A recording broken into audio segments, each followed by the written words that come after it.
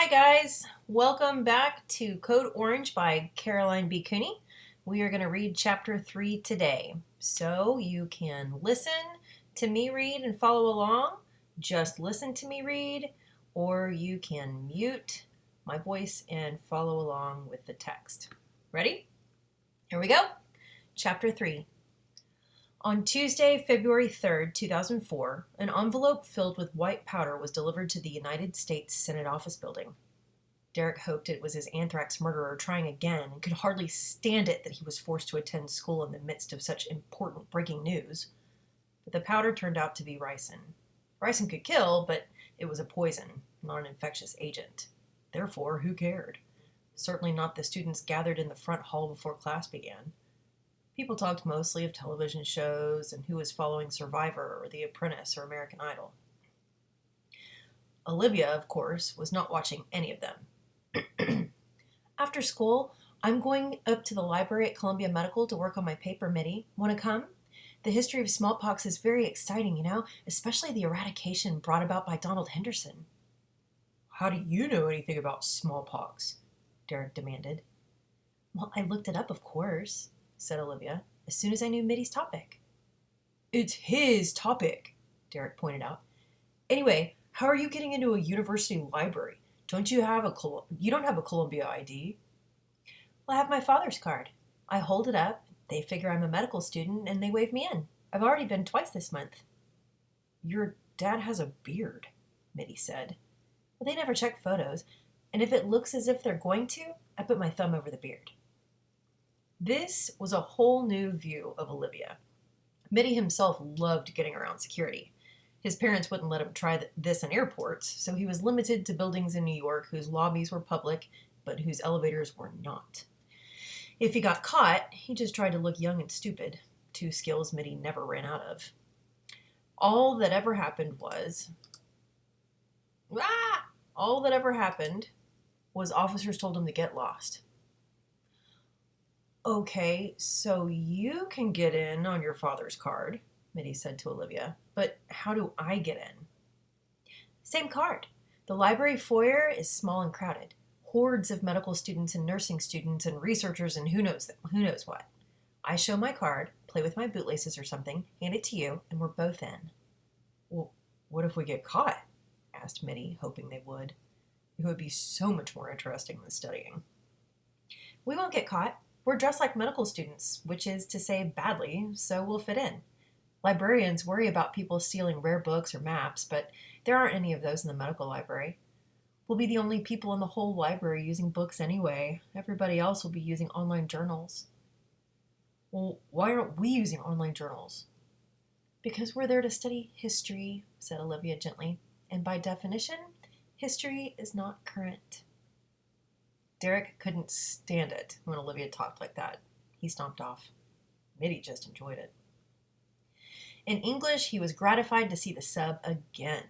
He promised himself that tonight he really would dig into Beowulf. He'd end up better off than the good students, because they'd read the poem long ago when it was due, but it would be fresh in Mitty's mind, and he would ace the test. The substitute teacher told them to work on anything they wanted. Actually, the sub told them to do anything they wanted, a dangerous suggestion, but this was a pretty quiet group, and they let it pass. Mitty decided it would do no actual harm to glance at a smallpox book again today. Naturally, he hadn't paid attention when he was throwing stuff into his book bag and had neither of his new books, only a history of immunology published in 1909. Oh well, he could add more useless facts to his paper. On page 134, Mitty read, It is practically certain that smallpox, like other acute infectious disorders, is caused by a living microorganism. Examination of the pustules, however, has failed to find anything bacterial which can be regarded as being responsible for the disease. Cool, thought Mitty. In 1909, they didn't know what a virus was. I wonder when they did. This led him to consider microscopes, and when the really advanced ones had been invented, and it occurred to him that online he could find an actual picture of an actual smallpox virus printed out and included in his report. Exhausted from so much mental labor, Mitty turned on his iPod and listened to the Ain't Life Grand album. Everybody turns a hero tonight, he sang silently. You might, Mr. Lynch suggested to advanced biology, help your grade by arranging an interview with a scientist or physician who specializes in your disease. An interview would be work. Mitty wanted less work, not more. Plus, he was going to a college library with Olivia this afternoon, which was all the work anybody could ask of a person. Well, wouldn't interviews make your report awfully long? Said Eve, who was doing yellow fever. It's already such a burden, Mr. Lynch. I'm teaching you to be thorough, said Mr. Lynch. I yearn to discover upon reading your papers that one of you really was thorough. Probably Mitty, said Derek, and the whole class burst into laughter. When school was over, Mitchell, John Blake, and Olivia Clark took the subway uptown. It wasn't rush hour, and the train was largely empty. They not only got seats, but they sat next to each other, and Mitty, whose hand was bare, held Olivia's hand, which was encased in a mitten so thick and woolly he couldn't tell if it was even in there. Around 125th Street, she took the mitten off, and they twined fingers. When they got off at 168th, Mitty looked around with interest. He had never been up here where New York Presbyterian Hospital was. In spite of the bitter weather, the streets were packed with food vendors. Every mobile patient, visitor, employee, student, and doctor was in line buying every conceivable sidewalk food. Bagels and falafel, hot dogs and muffins, lattes and soft pretzels. Mitty wanted to linger and buy some of each, but Olivia strode purposefully toward the health sciences library. Sure enough, they just walked in and she trotted down the wide open stairwell to the stacks. Mitty disliked the sight of a jillion books he did not want to read, but Olivia was energized. All study carrels seemed to be for individuals. Mitty said if they had to do this, they were sitting together. By the time he located a double carrel, Olivia had vanished, presumably to accumulate typhoid Mary material. Sighing, Mitty went off to find a dedicated terminal. He hit subject, typed in smallpox, and began jotting down book numbers. He was startled to find the title, A Handbook for Medical Responders 2003, listed under smallpox. Why would a book like that even mention smallpox? Your average ambulance driver didn't need to know what smallpox was like. Your extraordinary ambulance driver didn't need to know. Even ambulance drivers in Sudan didn't need to know. He went straight to that book, or as straight as he could, considering there were 1 million books and he couldn't figure out what order they were in. Smallpox, the book announced, had no known treatment. Mitty imagined emergency technicians seeing a rash, whipping out their handbooks, checking smallpox in the index, and then the instructions, give it up, you're dead. He wandered around collecting his other titles. Now and then he spotted Olivia. Soon he had even more useless information. Abe Lincoln in November of 1863 had a light case of smallpox and recovered.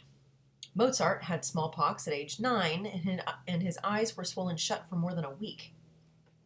Just prior to the Pilgrims' landing at Plymouth Rock, native tribes in Massachusetts caught smallpox from European traders.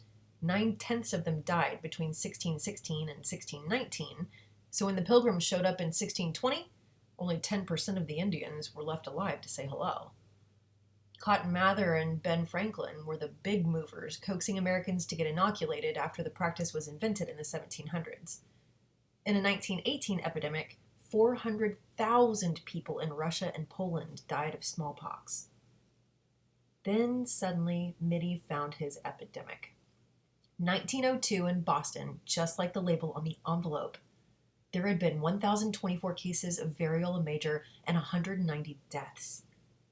But how could there have been an epidemic in either 1902 or 1918? Inoculation had already been invented. Everybody should have been safe. Maybe they just hadn't felt like getting inoculated. Forgot. Were too busy. Didn't like shots. Mitty imagined some poor dudes in Boston lying on a bed, waiting their turn to die in agony and thinking, rats, knew I should have gotten that shot. Boston's smallpox hospital had been at 112 Southampton Street. If Mitty had lived in Boston, he'd have gone there and photographed the site just to get away from all these books. Olivia showed up with a back-breaking stack and handed 4 to Mitty.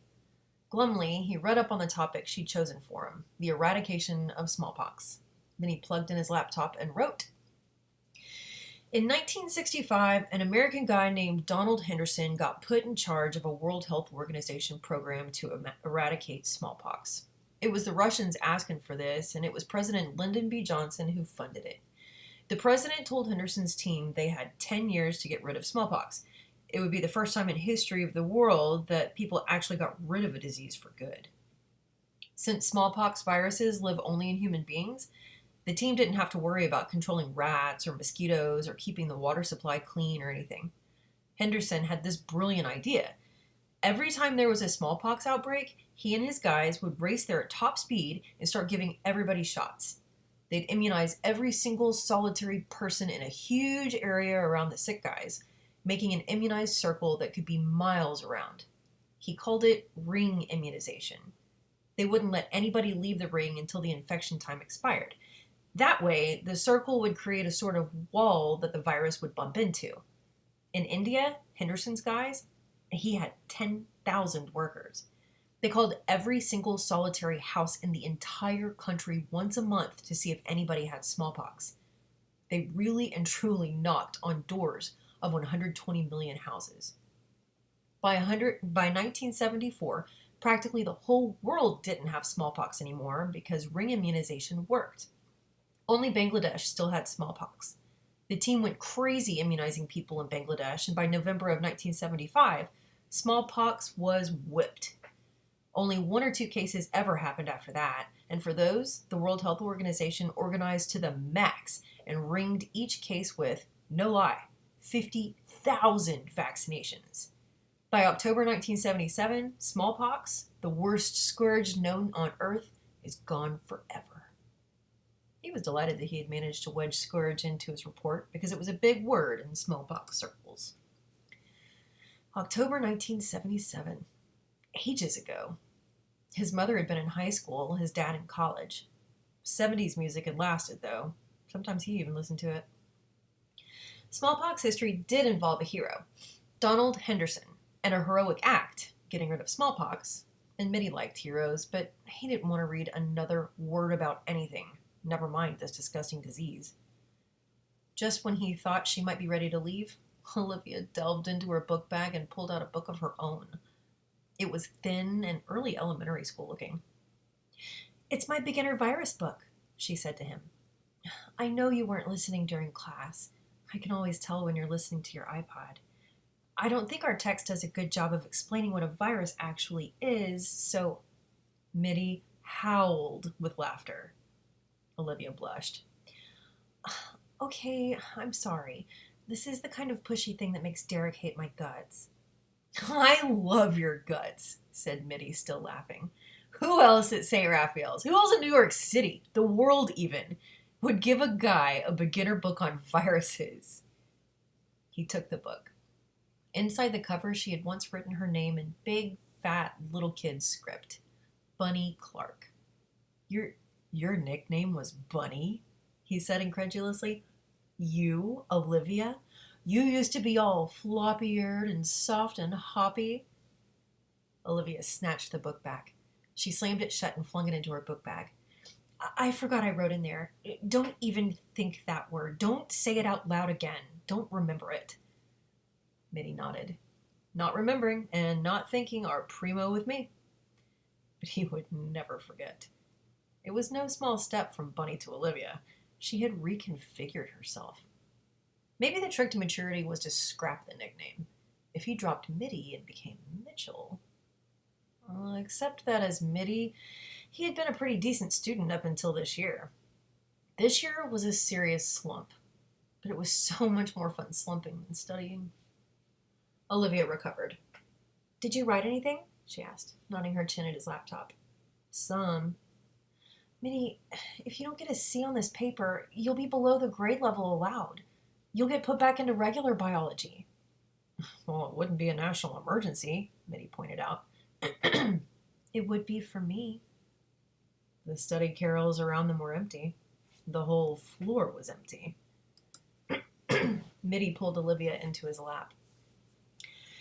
It was now more than 48 hours since Mitty Blake had breathed in the particles of a smallpox scab, and Mitty, like the victims in the smallpox hospitals in 1902, had not been vaccinated.